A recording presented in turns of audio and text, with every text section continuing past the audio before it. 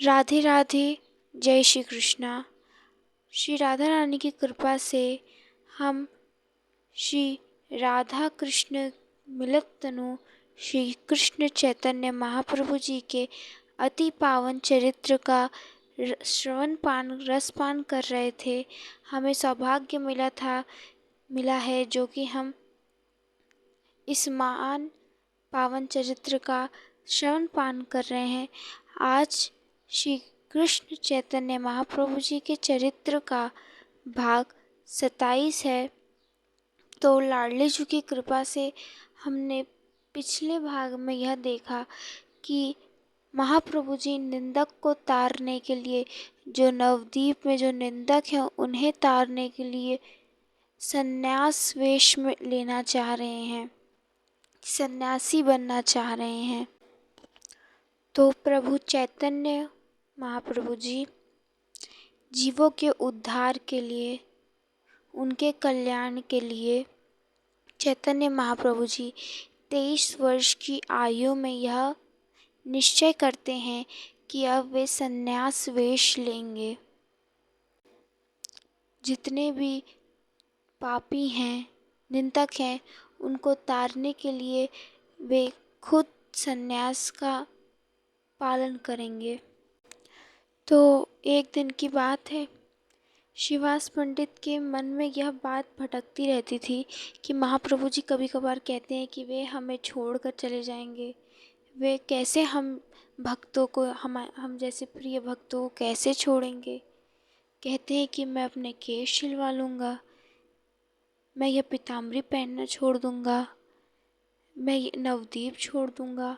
आखिरकार महाप्रभु जी ऐसा क्यों कहते हैं? ऐसे श्रीवास पंडित के मन में यह बात घूम रही थी। तो महाप्रभु जी संध्या उपासना हो रही थी, महाप्रभु जी बड़े उदास दिख रहे थे।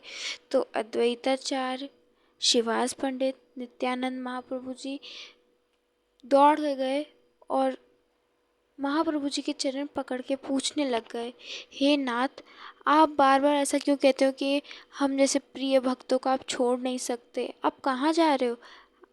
आप कहते हो मैं अपने शीश को छिलवा लूँगा। आप ऐसा क्यों कहते हैं महाप्रभु? महाप्रभु ऐसा क्यों कहते हैं? महाप्रभु भी थोड़ा अंदर से उदास थे। तो श्रीवास पंडित के इतना पूछने पे कह ही दिया आज महाप्रभु जी कि मैं संन्यास लेना चाहता हूँ। तो श्रीवास पंडित कहने लगे, हे गौर, ये आप क्या कह रहे हैं? ये आप कैसे कह सकते हैं?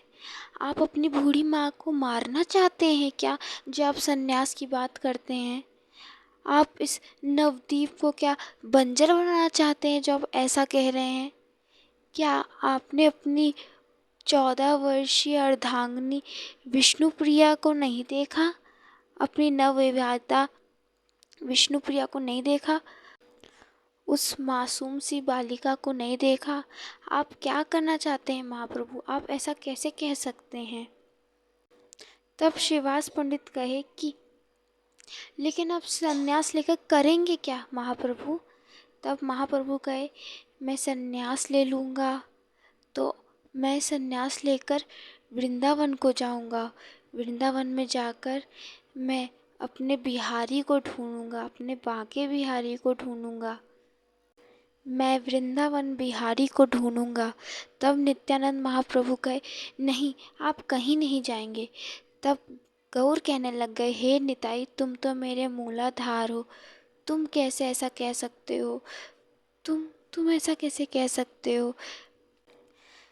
तब महाप्रभु जी विरह की पीड़ा में तेज तेज कहने लग गए, हे श्रीवास, मुझे वृंदावन बिहारी से मिला दो।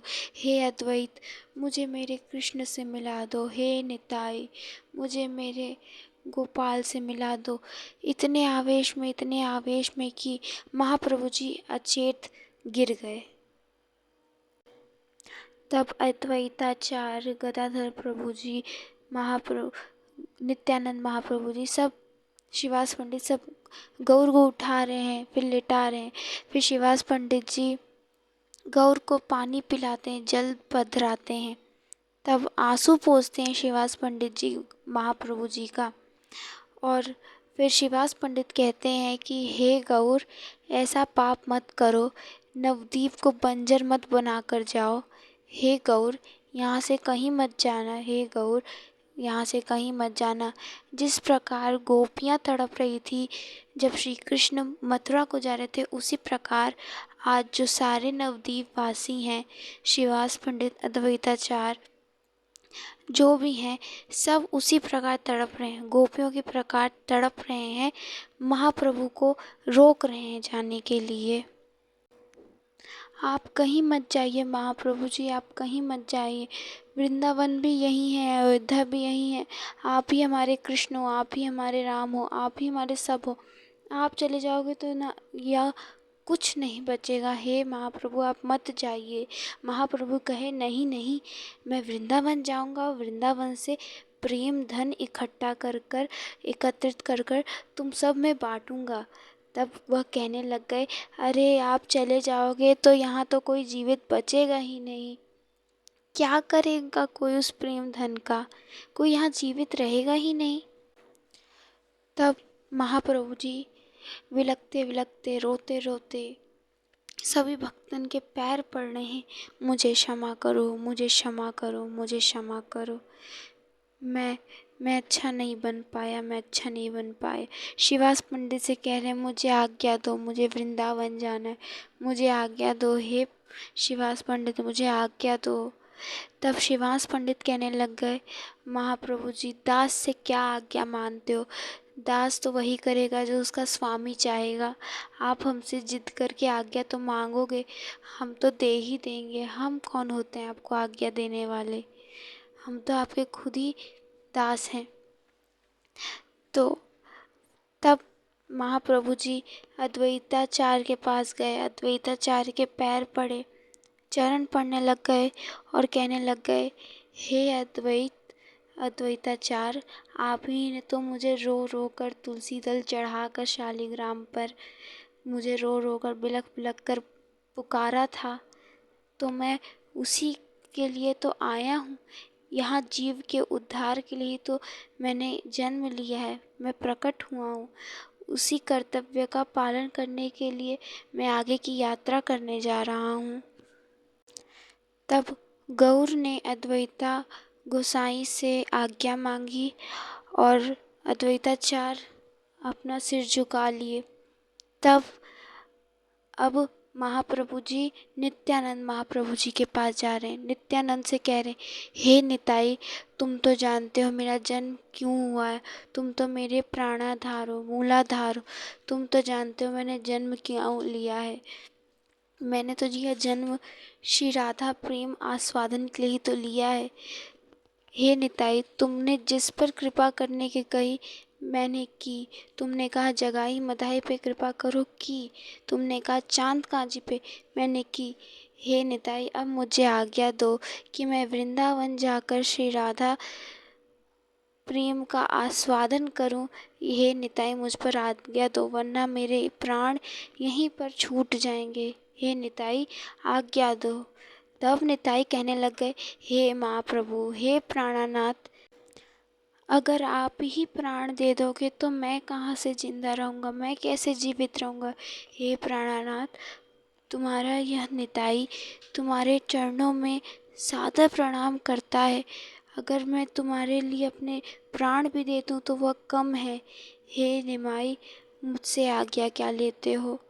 तब महाप्रभु जी वहाँ से चले गए और हर भक्तों से क्षमा मांग कर कह रहे हैं, मुझे आज्ञा दो, मुझे आज्ञा दो, मुझे वृंदावन जाना है। मुकुंद दास से, गोविंद दास से, गदाधर महाप्रभु से, हरिदास ठाकुर से, सबसे कह रहे हैं कि मुझे आज्ञा दो, मैं वृंदावन जाना चाहता हूँ। तब सभी भक्त आज्ञा देते हैं। लेकिन अभी महाप्रभु जी ने यह बात अपनी माता सची मैया को नहीं बताई थी और अपनी अर्धांगिनी विष्णुप्रिया जी को नहीं बताई थी।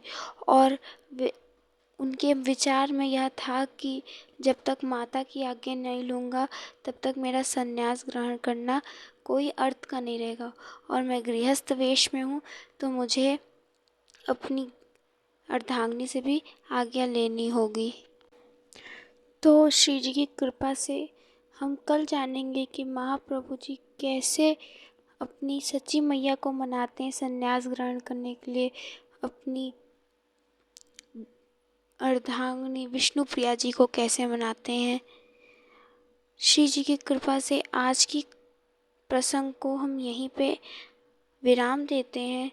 तब तक के लिए आप सभी भक्तों को राधे राधे, जय श्री कृष्ण।